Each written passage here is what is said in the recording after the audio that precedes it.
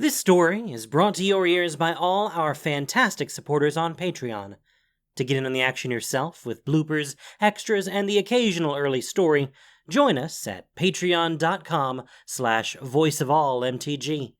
We'd like to thank our newest patron, Renfear, for already donating. For more stories, or just to chat, visit voiceofallmtg.com. And now, Voice of All presents Fblthp, a story of Ravnica by Matt Tabak. Aww. The noise that escaped Fblthp's lips could best be described as a whimper. He didn't speak any language the citizens of Ravnica were familiar with, but that agonized sound of desperation was instantly recognizable. Unfortunately, the alley Fblthp found himself in was seemingly deserted, except for who caused the whimper in the first place. Weathered fists seized the tiny homunculus by the arms and hoisted him up until he was face to eye with a wiry human. Pierced and severe, the human's face twisted in a sneer.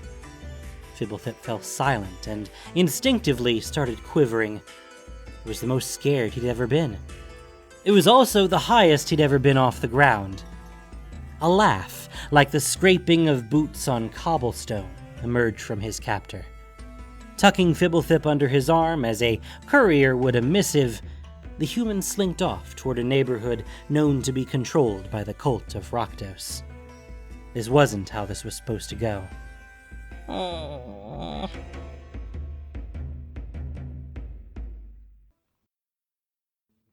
Fblthp was immensely grateful his service to the Azorius Senate rarely required him to leave the safety and relative simplicity of the Magister's garden. His duties were also relatively simple. Remove detritus from the wide pedestrian walkways that joined the various fountains and canals, polish the lower plates adorning the statues of notable lawmakers, and alert the security officers of anything troubling. As ordinances forbade anything troubling on the grounds, the last duty had seldom been required. Like many in service to the Senate, Fblthp enjoyed basic protections and allowances appropriate to his station as provided by law. In fact, he'd grown quite accustomed to the way he was treated by his masters, that is, to be ignored. He was given food and an unassuming home of sorts. Working with the flora in the garden sometimes aggravated his allergies, so the Senate also provided a solution to prevent his eye from itching too badly. It was a safe, wonderful existence. It was unusual for members of other guilds to visit the Magister's garden, and the appearance of outsiders usually scared Fblthp. The leaf-covered druids of the Selesnya weren't too bad, although they did tend to pet him while uttering indecipherable prayers. Simic researchers sometimes mumbled among themselves about crossbreeding Fblthp with a bat or a sea anemone. At that point, Fblthp usually remembered some forgotten duty on the other side of the garden and skittered away. One day, as Fblthp walked the western edge of the garden, scooping up distant scraps of food and other trash, he was approached by a human woman. He recognized the imposing figure by her attire, sigilled armor, and cobalt trappings. She was an arrestor. This was odd indeed. Most arresters who visited the garden disregarded him completely, often accidentally kicking him if he were in their path. She leaned down and peered sternly into Fblthp's eye. You are Fblthp? The last word brought a torrent of spittle upon the homunculus's face. Fblthp blinked twice and bobbed his head slightly. I am Arrestor Parisha. I serve the 9th Precinct. Pursuant to Provision 4.126.3 of Asperia's Edict, I require your assistance. Please come with me. She offered her hand.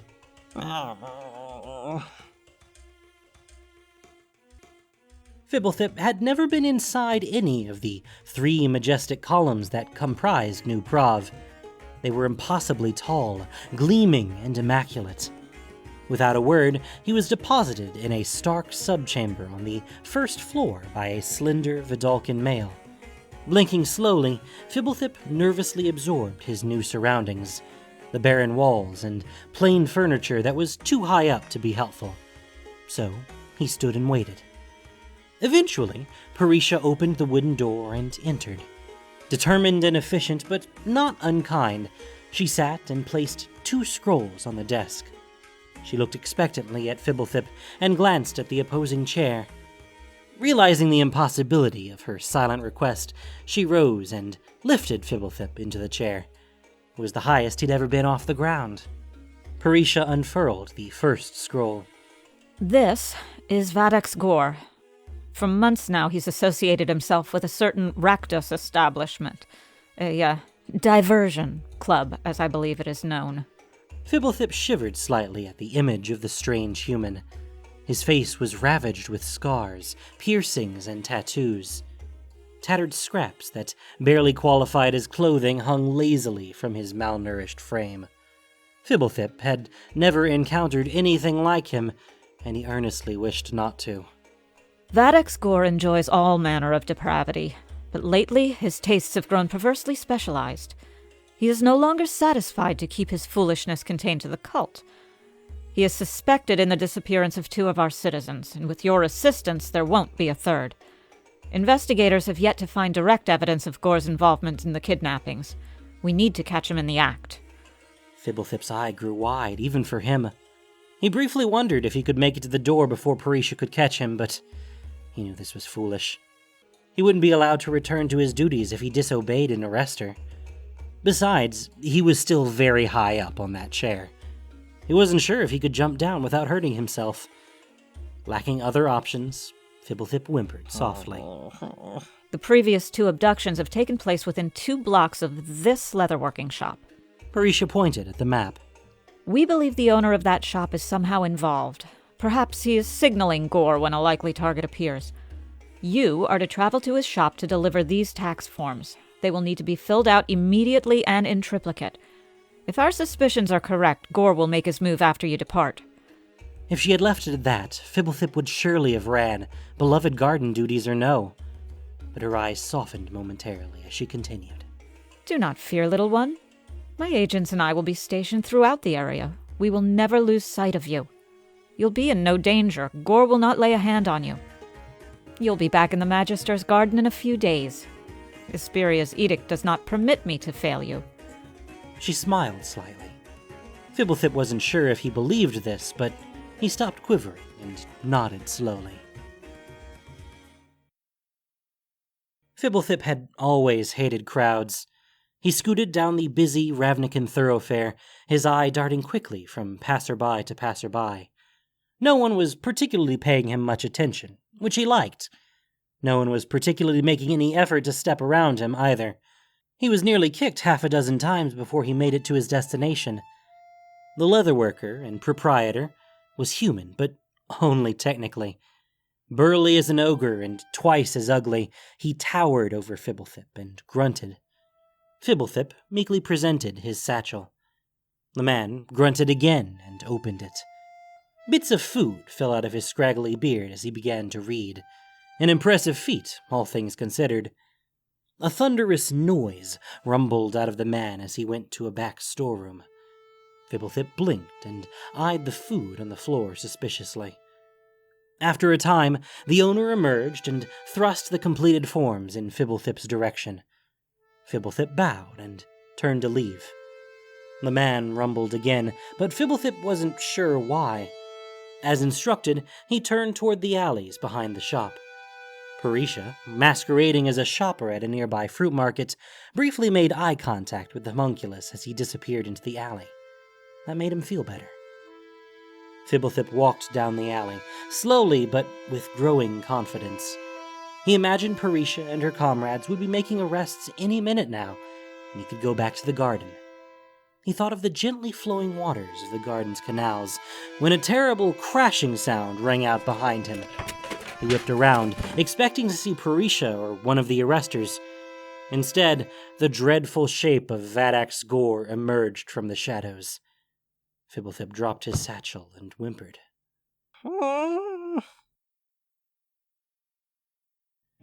Gore's confidence and speed both grew as he left the scene of the crime behind him.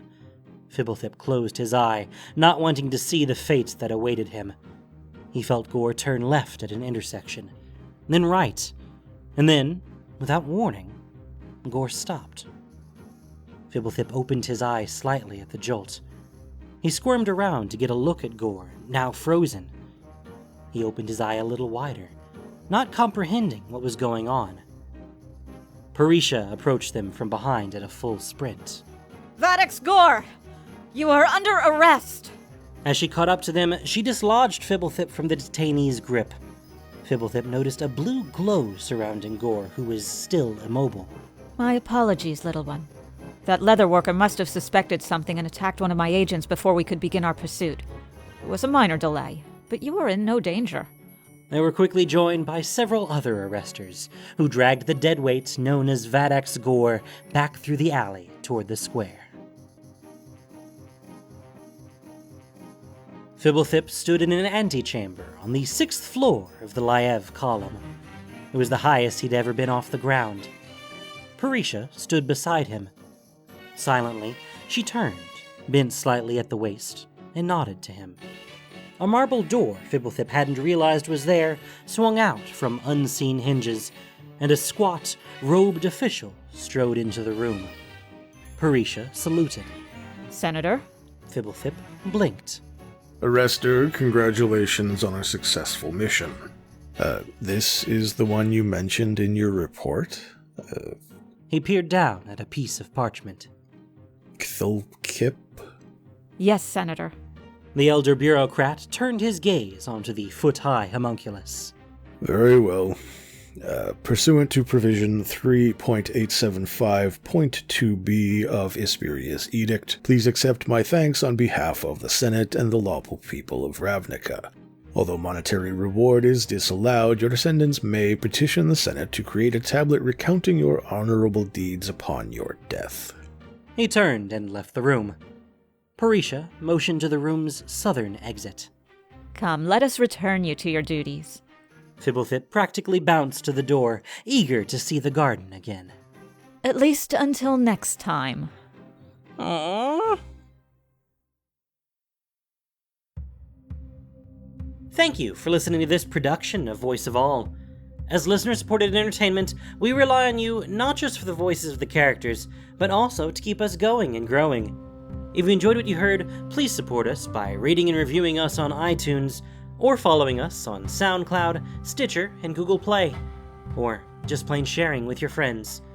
You can also support us financially on Patreon for exclusive perks. Fblthp was written by Matt Tabak. The podcast was produced and edited by Gin Dookeshi, with sound editing by Liz Jones. This week's story featured the voice talents of Sharon Grunwald and Brian Rozek. Voice of All is unofficial fan content, permitted under the Wizards of the Coast fan content policy. Magic the Gathering is copyright Wizards of the Coast. Thanks so much for listening. Y'all have a great day.